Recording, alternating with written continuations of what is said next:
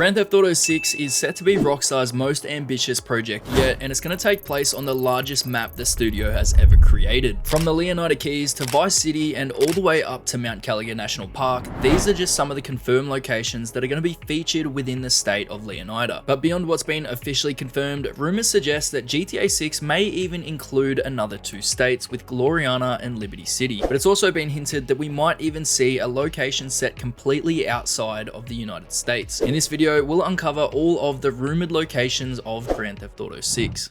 The state of Leonida features 6 confirmed locations, that being the Leonida Keys, the Grassrivers, Port Gellhorn, Ambrosia, Mount Kalaga National Park, and with the most obvious being Vice City. But throughout the trailer and within several screenshots, another location keeps popping up on the license plates, Gloriana. If we take a closer look at the Gloriana license plates, then we can tell that they're clearly based off the real-life plates from Georgia. Georgia borders Florida in real life, and with Rockstar including Gloriana plates in GTA 6, it wouldn't make much sense for them to add those plates unless they plan on featuring Gloriana as a location in the game. But what if I told you that Gloriana actually does exist and we may have already seen parts of it? Mount Kalaga National Park is located up against Leonida's northern border, and it features a very mountainous landscape, which is something that we don't really see in Florida. If you don't already know, Florida is considered the flattest state in the US, lacking any sort of significant elevation like mountains and hills, which is the complete opposite to what Rockstar have shown with Mount Kalaga. Nowhere in Florida shares a similar location to Mount Kalaga, but if we take a look up north to the state of Georgia with the Providence Canyon National Park, we can see that it bears a pretty strong resemblance to the Mount Kalaga National Park. I think it would be really cool for them to include a whole new state for us to explore, but it could be possible that Rockstar is simply just using Georgia as creative inspiration to help break up the flat terrain of Florida. We've already seen them do it in the past with Red Dead 2, with places like Lemoyne being primarily based on Louisiana, but also including clear references from both Georgia and Alabama. But as of right now, the northern part of the map is still the most speculated and least defined, with the GTA 6 mapping project unable to determine what the area actually looks like. So could Rockstar actually be hinting at a second state within GTA 6, or are they simply borrowing Georgia's geography and leaving Gloriana off the map altogether? Up next, we have the potential return of Liberty City. Much like Gloriana, Liberty City has been teased as another potential location. One of the vehicles shown in the trailer has a Liberty City license plate, and in one of the screenshots, a biker can also be seen wearing a Liberty City Cycles hat. But the biggest hint actually comes from Lucia's backstory. More than anything, Lucia wants the good life her mum has dreamed of since their days in Liberty City. It's also stated that fighting for her family landed her in the Leonida Penitentiary, which could explain why she left Liberty City in order to start over, but eventually her past caught up to her. The idea that Rockstar could be taking us back to Liberty City isn't too far-fetched, because they've done it in the past with Grand Theft Auto San Andreas in the mission St. Mark's Bistro, where CJ is sent to Liberty City to do a hit for Salvatore Leone. And while GTA 6 is already an incredibly ambitious project, I don't think that we'll be able to access the entire map of Liberty City. But a more realistic approach would be to have a few missions take place there in a small portion of the map, similar to how GTA 5's prologue takes place in North Yankton, or how Red Dead 2 has a chapter set in Guarma. Another element to this story comes from the Liberty City Preservation Project, which was a mod that allowed players to access GTA 4's map in GTA 5. However, the project was short-lived when a Rockstar Games representative asked to have the mod taken down as their legal team had an issue with it, leading people to speculate that the reason the mod was shut down was because Rockstar planned on featuring Liberty City within GTA 6. I think the reasoning behind this is unlikely, but if it is the case, then I think the most logical implementation would be to have the prologue set in Liberty City, giving us a deeper look into Lucia's past and what ultimately led to her incarceration. I think it would be the perfect way to kick off her story before transitioning into the main portion of the game set in Leonida. Moving on to the last location, Grand Theft Auto 6 is rumored to feature Cuba. This has been a widely speculated topic for a while now, with a supposed leaker claiming that Cuba will be included in the game. The same leaker has built a reputation for sharing information about Team Fortress and Dota, and while 3 out of his 4 claims have turned out to be accurate, his list of leaks looks more like a set of predictable guesses rather than insider knowledge. Before the official GTA 6 reveal, he claimed that the game would take place in Vice City, featuring bank heists and the drug trade, but also include missions set in a part of Cuba. Now, so far, 3 out of the 4 things have proven true, with Cuba being the only thing unconfirmed. I don't know about you guys, but for years now, we've all speculated that we'd be returning to Vice City. Vice City was the last of the original 3 locations yet to be visited in a modern game. Rockstar has already tackled Liberty City and San Andreas, so of course Vice City was next on the list. But when it comes to Cuba, I believe that this may just be a wild guess. dangerous. Still, it fits within the theme of the game, especially considering the context of smuggling operations between Cuba and Vice City. Outside of this, journalist Jason Schreier once reported similar things back when the game was rumored to be called Project Americas, a version of the game reportedly spanning both North and South America. Since then, Rockstar has scaled back the scope to focus on what we now know as the State of Leonida. And while Schreier has been a reliable source on GTA developments in the past, I prefer to avoid digging too deep into the leaks and instead focus on what's officially been shown. With the release of GTA 6's second trailer, Rockstar also launched a massive website packed with details on the game covering characters, locations, and more. From this, we learn that Jason Duval works for Brian Hedder, described as a classic drug runner from the golden age of smuggling in the Keys, still moving product through his boatyard. Throughout the trailer and in several short clips, we even see a small plane being loaded with cargo and making deliveries, so it's safe to assume that smuggling will be a part of the game. The next hint of the inclusion of Cuba is hidden in the background of an official screenshot for Raul Batista. If we take a closer look at an item behind Batista, we can see the Cuban flag. Now, this could be nothing, but I feel like Rockstar are quite intentional with what they allow us to see. It could be placed there just to give us a bit of insight to Batista's background and where he's from, or could it be Rockstar teasing Cuba as an explorable location during a set of missions? As of right now, these locations remain a mystery, but given that both GTA 5 and Red Dead 2 featured a secondary location during the main story, I think it's safe to assume that Grand Theft Auto 6 will likely follow a similar path. I'd love to know what you guys think down in the comments below. Do you think we'll see one or more of these locations in GTA 6? If you did enjoy the video, be sure to leave a like, subscribe, and I'll catch you in the next one.